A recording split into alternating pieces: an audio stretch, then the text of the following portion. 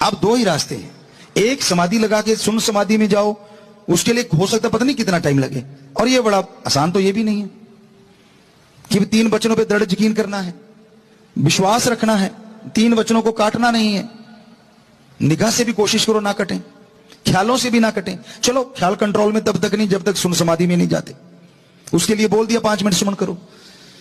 पर जब सत्संग में आके बैठो, एकाग्र चित्त, ध्यान जमा हो और कान खुले हो, ओपन माइंड, ना कि नैरो माइंड।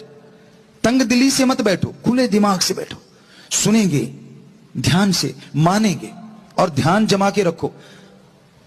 पता नहीं कौन सा वो पल आ जाए जब आपके संत पीर फकीर में परमपिता परमात्मा जहर नजर आ जाए। कितना आसान तरीका है।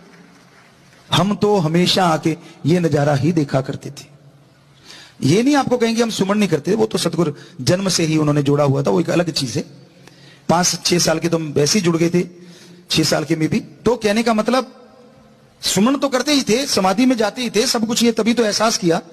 पर जब बेपरवाह जी के सामने आते थे तो ये नहीं होता था, बस एक टक उनको देखना। आपको कहते कभी कभी हमारा तो बैठते कनेक्शन स्टार्ट हो जाता था और जुड़ा ही रहता था। वो चल रहे हैं, उनके चरण कमल बढ़ रहे हैं आगे को, लेकिन क्या नजारा, क्या रूहानी नजारा। उनके साथ सेवादार कौन है ये याद नहीं रहता था, क्योंकि एक यार का ही प्रकाश आता था, बाकी तो दिखते ही नहीं थे उस प्रकाश में, परछाइयां भी नहीं दिखती थी। हालांकि कितने लोग साथ होते थे, और अब भी देखा होगा आपने, अब तो चलो मानी बात, लेकिन तब भी हम बेपरवाह जी पैदल चलते, आगे पीछे लोग चलते ही थे, नेचुरली है।